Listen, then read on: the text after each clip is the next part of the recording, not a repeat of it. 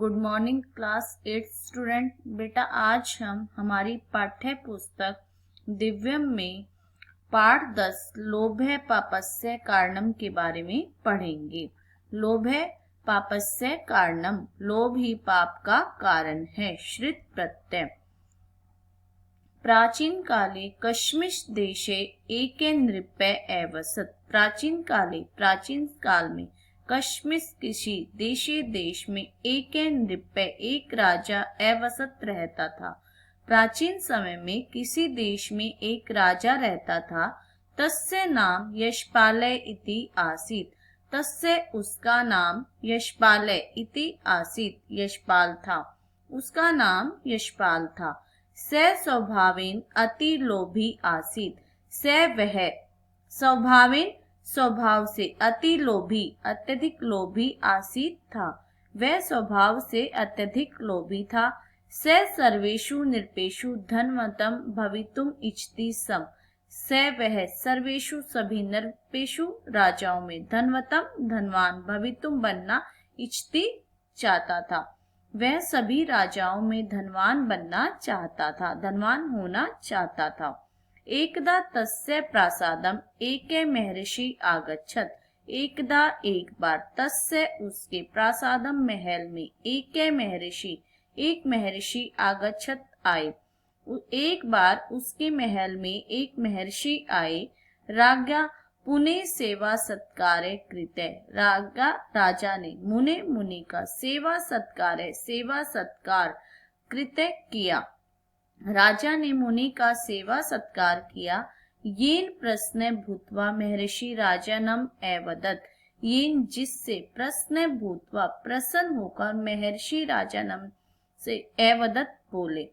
अहम तव सेवा सत्कारेन अति प्रश्न अस्मि। अहम मैं तब तुम्हारे सेवा सत्कार से, तुम्हारी सेवा करने से अत्यधिक प्रसन्न हूँ।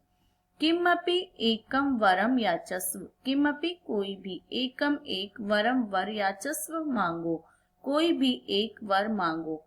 नृप्य करम बदत्वा एवदत। नृप्य राजा ने करम बदत्वा हाथ जोड़कर एवदत बोला।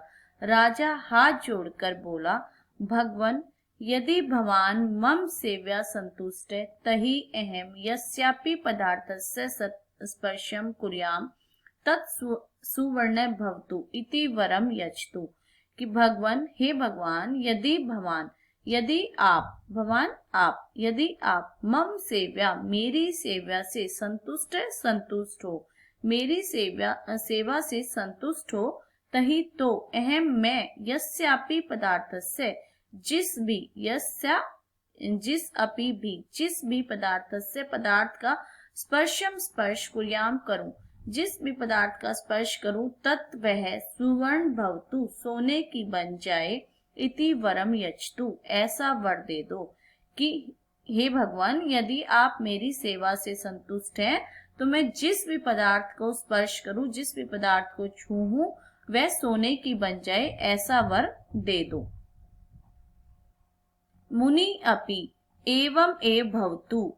मुनि अपि एवं एव भवतु, कि मुनि भी एवं एव ऐसा ही हो, कथित्वा ततः एगच्छत, कहकर ततः वहां से एगच्छत चले गए। मुनि भी ऐसा ही हो कहकर चले गए।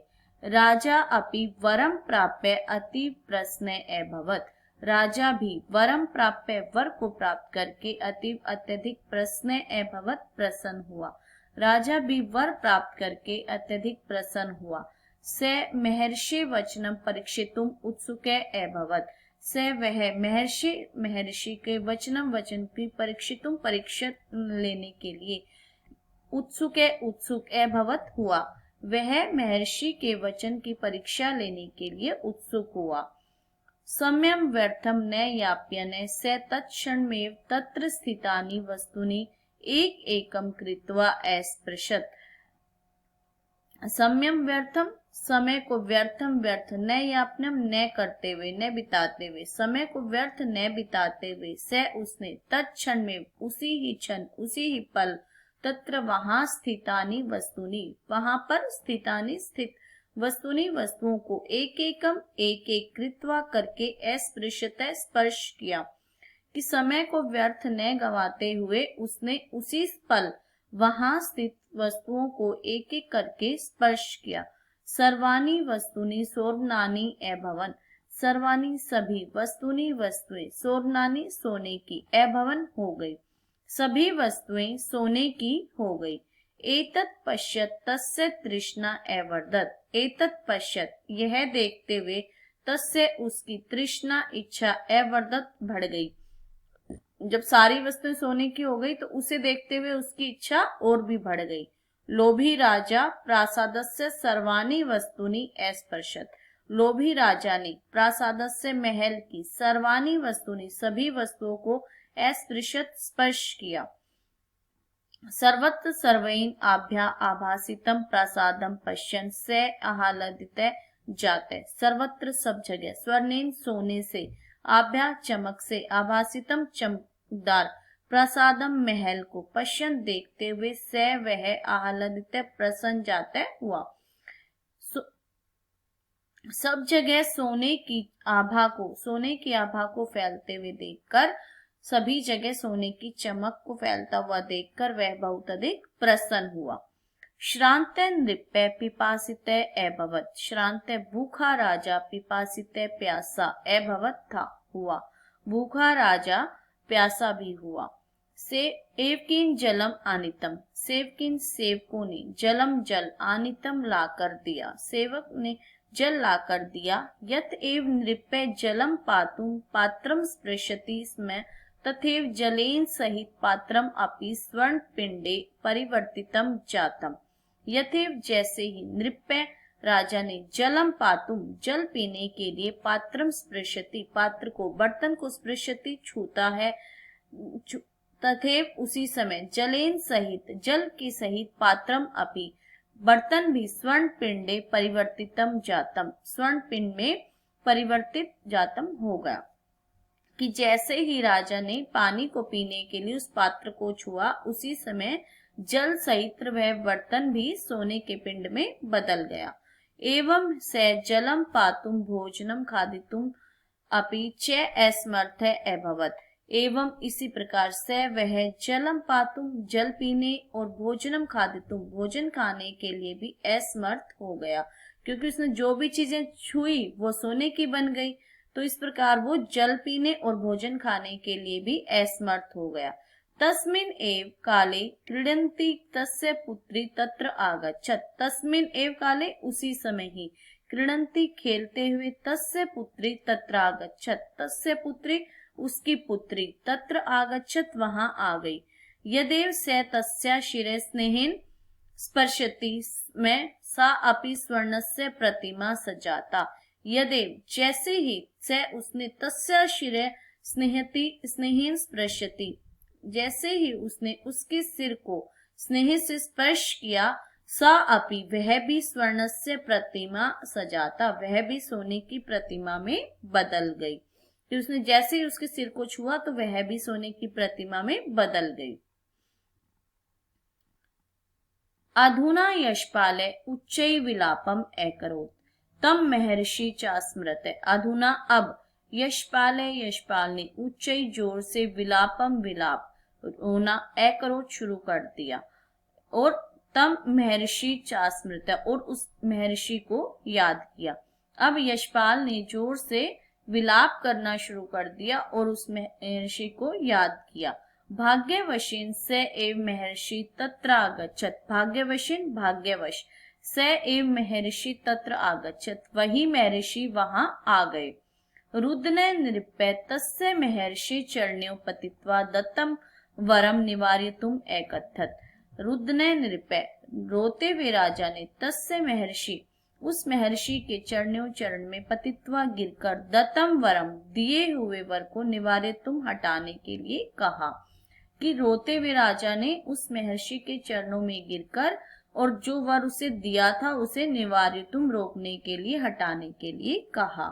मुनि एवदत, मुनि बोला, अधुना तु त्वम धनवतम असि किमर्थम रोदसी, अधुना अब तो तुम धनवतम धनवान हो, किमर्थम रोदसी किस लिए रो रहे हो। नृप्य एवदत, राजा बोला, अहम बुभुक्षितः पिपासितः च अस्मि, मैं बुभुक्षितः भूखा, पिपासितः प्यासा च और अस्मि हूँ, मैं भूखा हो और प्यासा हूँ। मम पुत्री अपि स्वर्णमयी जाता, मेरी पुत्री भी सोने की हो गई है। अधुना अहम धनम न इच्छामि, अब मैं धन नहीं चाहता।